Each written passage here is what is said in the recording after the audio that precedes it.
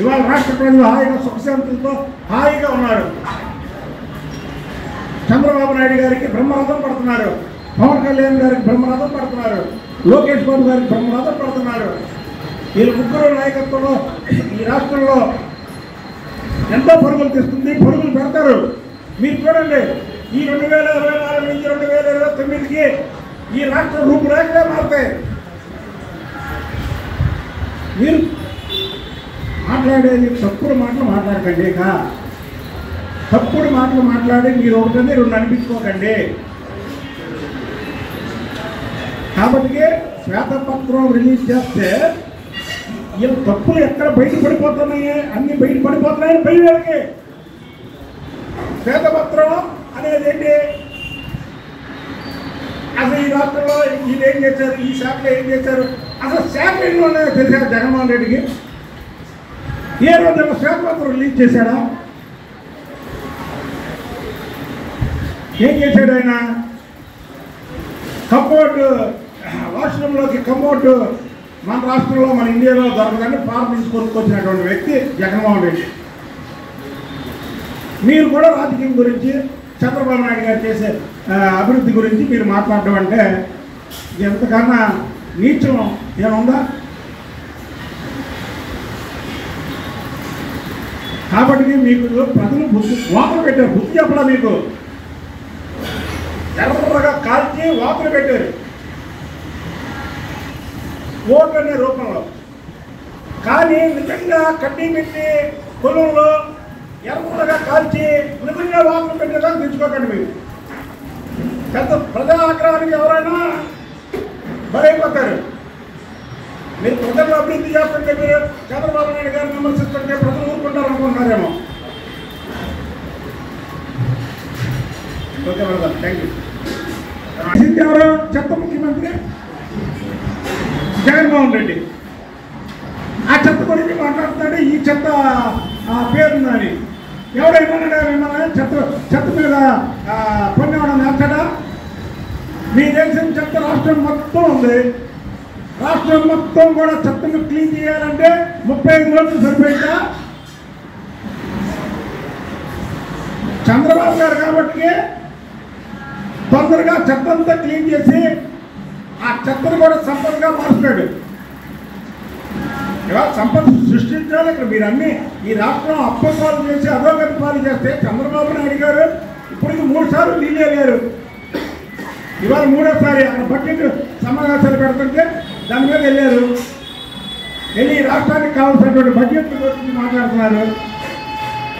ప్రతి మినిస్టర్ని కలుస్తున్నారు. ఈ రాష్ట్రానికి ఏమేమి కావాలో అడుగుతున్నారు.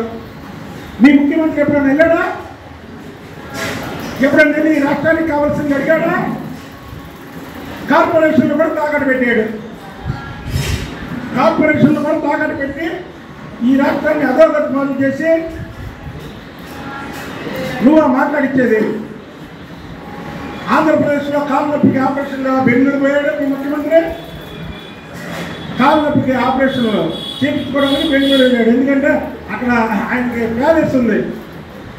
కొన్నాళ్ళ ప్యాలెస్లో ఉండి ఇవాళ ఆయన దోచుకున్నటువంటి లక్షల కోట్ల రూపాయలతో సోషల్ మీడియాలో ఇదివరకటి కంటే ఎక్కువ వాళ్ళని పెట్టుకొని 35 రోజులు 40 రోజులు ఉన్నటువంటి ఈ పసిగుడి ప్రభుత్వాన్ని కూటమి ప్రభుత్వం మీద అప్పుడే సోషల్ మీడియాలో విమర్శలు, చంద్రబాబు గారి మీద విమర్శలు, పవన్ కళ్యాణ్ గారి మీద విమర్శలు, లోకేష్ బాబు గారి మీద విమర్శలు. ఏంటి మీరు 11 సీట్లు ఇచ్చి ప్రజలు వాకు పెట్టినా మీకు సిగ్గు రాలేదా? సిగ్గు సర్వం లేదా? మీకు ప్రతిపక్ష హోదా కూడా ఇవ్వలేదే. ప్రతిపక్ష హోదా లేదు అనే ఒక ఇది కూడా లేదా మీకు? మిమ్మల్ని ఈ రోజుగా సహించుకుంటున్నారు ప్రజలు. అయ్యో ఎందుకు ఈ 11 సీట్లు ఇచ్చాం, జగన్మోహన్ రెడ్డి పులివెందుల ఎమ్మెల్యేలు ఎందుకు చేశాం, అసలు పులివెందుల్లో కూడా ఈ జగన్మోహన్ రెడ్డి ఓడిస్తే అసలు మనకి బాగుండేది, జగన్మోహన్ రెడ్డి పేడ వదిలేదని. దమ్ముంటే ఈరోజు పులివెందులో రాజీనామా చేసి ప్రజల ముందుకు వెళ్ళి పులివెందుల ప్రజలు ఏం కోరుకుంటున్నారో తెలుస్తుంది. ఇవాళ చంద్రబాబు గారికి 35 రోజులు అయితే 35 రోజులు పేరు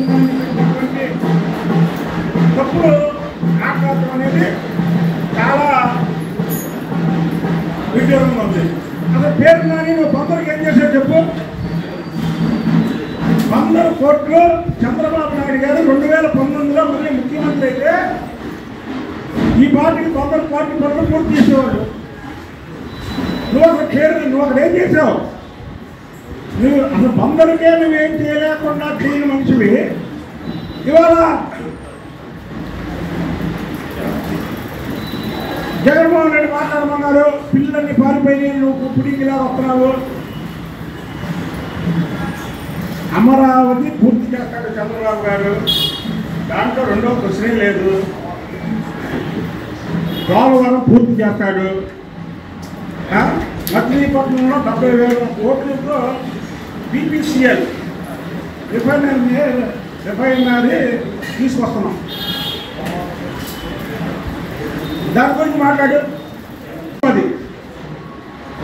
9,000 కోట్లు.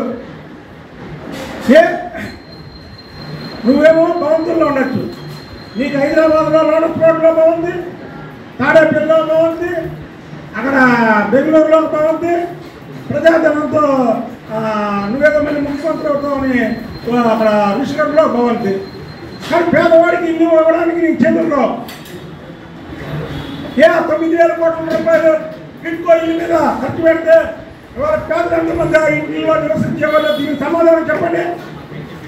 ఎందుకు మీరు టిట్కో ఇల్లు పూర్తి చేయలేదు? చంద్రబాబు నాయుడు గారు అయ్యంలో దాదాపు 90 నుంచి 95% పూర్తయినటువంటి టిట్కో ఇల్లు మీరు ఎందుకు ఇవ్వలేదు? మీకు ఎందుకు చేతులు రాలేదు? దీనికి సమాధానం చెప్పండి. మీరు 35 రోజుల పాలన మీద మీరు విమర్శలా? ప్రజలు హాయిగా గుండె మీద చెయ్యేసుకొని పడుకుంటున్నారు. మీ ప్రభుత్వంలో ఎవరన్నా పడుకున్నారా? ఏ వర్గాలన్నా పడుకున్నారా? చంద్రబాబు నాయుడు గారికి జగన్మోహన్ రెడ్డికి పోలిక. జగన్మోహన్ రెడ్డి నక్క అయితే చంద్రబాబు గారు నాగలోపం. వాళ్ళిద్దరే పోలిక పెట్టి మీరు ప్రెస్ మీట్ పెడితే ప్రజలు రక్షిస్తారా? చంద్రబాబు నాయుడు గారిని 4 సార్లు ముఖ్యమంత్రిగా ఎన్నుకున్నారు ఈ ప్రజలు.